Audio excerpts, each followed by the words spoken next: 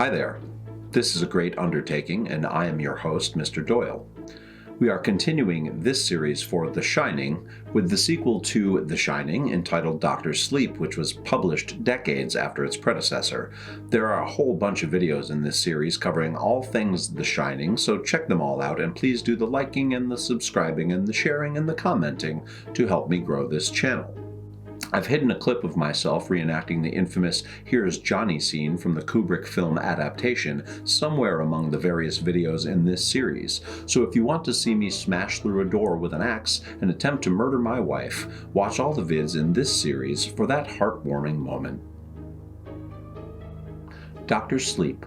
Synopsis as provided within the novel. This is a lengthy one, so I've sped it up in an effort to keep things moving. On highways across America, a tribe of people called the True Knot travel in search of sustenance. They look harmless, mostly old, lots of polyester, and married to their RVs. But as Dan Torrance knows and tween Abra Stone learns, the True Knot are quasi-immortal, living off the steam that children with the Shining produce when they are slowly tortured to death. Haunted by the inhabitants of the Overlook Hotel, where he spent one horrific childhood year, Dan has been drifting for decades, desperate to shed his father's legacy of despair, alcoholism, and violence. Finally, he settles in a New Hampshire town, an AA community that sustains him, and a job at a nursing home where his remnant shining power provides the crucial final comfort to the dying. Aided by a prescient cat, he becomes Dr. Sleep. Then Dan meets the evanescent Abra Stone, and it is her spectacular gift, the brightest shining ever seen, that reignites Dan's own demons and summons him to a battle for Abra's soul and survival. This is an epic war between good and evil, a gory, glorious story that will thrill the millions of hyper-devoted readers of The Shining and wildly satisfy anyone new to the territory of this icon in the King canon. History and inspiration. In the author's note that follows the novel, King recounts a fan at a book signing asking whatever happened to that kid from The Shining, something King admits he had often wondered about himself. He states that this was an idea that regularly found its way into his mind over the years, and that he eventually decided to find out where Danny Torrance had ended up after several decades. King discusses the apprehension he felt when first approaching the story because of The Shining's incredible popularity and wide-reaching fandom. He didn't want to tarnish the story's legacy, but despite his reservations, he was eventually unable to resist the curious question that was the story of Danny Torrance post-Overlook. In order to ensure that his loyal readers and that he himself would be pleased with the result, King went so far as to hire a researcher to assist in providing continuity between The Shining and Dr. Sleep. The overview. Well, I guess that synopsis pretty well covered it, but beyond being a story about steam-sucking soul vampires gallivanting around in a caravan of Winnebagos murdering kids, Dr. Sleep is a story of redemption. Dan Torrance is given an opportunity to balance the scales and make up for decades of alcohol-fueled mistakes. There is one such instance that has haunted him for years and has damaged him in a deep, seemingly irreparable way, but he finds a support system and a path to forgiving himself for the transgressions of his former life in a small New England town. Dan manages to break the cycle of abuse and overcome the obstacles that his father and his father's father had succumbed to. The protagonists. Dan Torrance is, of course, the lead character, and it is a constant reader's dream come true to have the chance to revisit and examine what has become of him all these years later. I remember when this novel was announced, and while I get excited for all of King's publications, this one was particularly exciting for me as well as for my fellow OG King stans. In addition to Dan Torrance, we have Abra Stone, a young girl who, like Dan, also has the shine. However, Abra's abilities go beyond that of Dan and include telepathy, telekinesis, astral projection, and just a whole bunch of powers. Maybe in 4 decades, King will give us an update on Abra, like he did with Danny. Well, okay, I mean, maybe not in 4 decades, because King would be like 110 years old at that point, but I do hope to get more of Abra's story someday.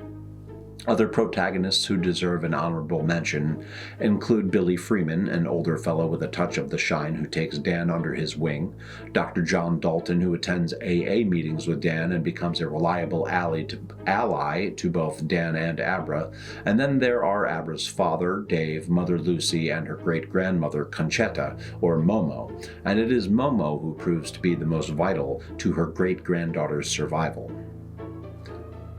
The Antagonists. Rose the Hat is the leader of the True Knot, this story's merry band of murderous malcontents. Rose is centuries old, cunning, and has no regard for the lives of normal humans or what she refers to as rubes. Her desire for immortality and to preserve her tribe takes precedence over all else, and that is what leads her to foolishly underestimate her adversaries and ultimately results in her undoing. The Knot remind me a great deal of the Romani clan from King's novel Thinner, and I can't help but wonder if King intentionally drew parallels between the two groups. What is the end game or goal of the Knot? So I have one issue with this book, and that is the fact that I can't quite figure out why the members of the Knot want to live forever. They have been reduced to a traveling convoy of quasi-immortals living as quietly and inconspicuously as possible, moving often to stay off-grid and sucking steam to stay alive so they can what? Find more steam? They've gotten to the point where steam slurping is seemingly the only thing they have left to look forward to. They don't have a plan for world domination, and they certainly aren't living in the lap of luxury. Just don't understand the appeal of living forever if that life is one of living out of an RV and the only goal is trying to figure out where the next meal is coming from. It's not exactly a life I would feel the need to keep living year after year. I don't know, maybe it's more an innate need to survive rather than trying to live like a god, but what a lame way to live forever. I guess I just wish that the Knot had some sort of greater plan that made them even more nefarious, and that the consequences for not stopping them were more severe. Don't get me wrong, murdering kids is bad. I frown upon it. I agree with that sentiment. I just feel that having the scale of their evil deeds seem a bit more consequential to humanity in general would have made their efforts to live forever seem more worthwhile. Final thoughts. This story was quite enjoyable for me. I loved having the opportunity to be reintroduced to Dan Torrance and following the perils he faced alongside his new friend Abra. It's a story of redemption, retribution, and justice that has a surprisingly happy ending. And while, it's not his usual approach, it's not necessarily an unwelcome change of pace. Alright, check out the next video in this series in which we will discuss not one but two musical parodies, as well as an opera adaptation of The Shining, and a serious musical version that was not a parody. Very excited for that video because I hate musicals so much. Okay, goodbye. Be sure to click like and subscribe to the channel for my continued analysis of all things Stephen King, pretty pleased with blood and guts on top. My name is Mr. Doyle, and this has been a great undertaking.